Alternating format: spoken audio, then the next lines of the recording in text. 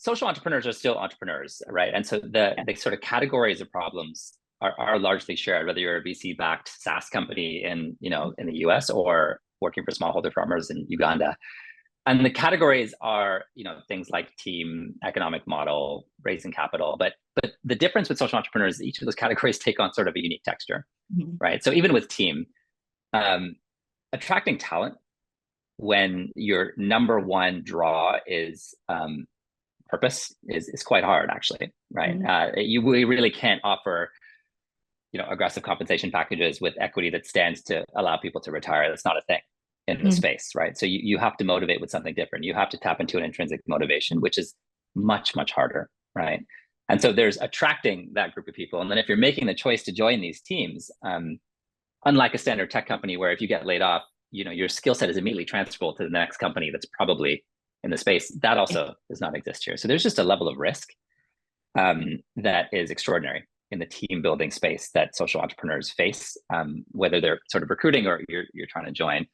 And then the economics of it, right? I mentioned that for a lot of these folks, their customer base are earning less than $2 a day by design, right? It's their low income customers. And so how do you design a model that is both sustainable and where the unit economics make sense that also is affordable to a community like that? And often, by the way, where there are no markets, right? Like we talk about Delight Design, and now off-grid solar energy is a massive market.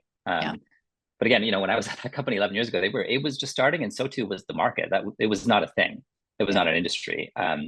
So creating an economic model in where there are no markets, where your customer base requires likely some subsidization, it's just a level of complexity that's kind of bananas.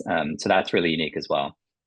And then there's the capital side, right? Like raising money in this world is such a funny business because you kind of have to be conversant in both worlds. You have to be able to raise and speak the language of a VC, and also raise and speak the language and connect in the development world, because you're holding this tension between two. And so that sort of, it's not code switching. It is really the capacity to hold these two worlds in service of your singular mission that is uniquely hard for social entrepreneurs, for sure.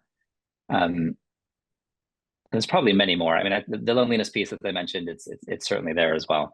But those are the big ones, I think.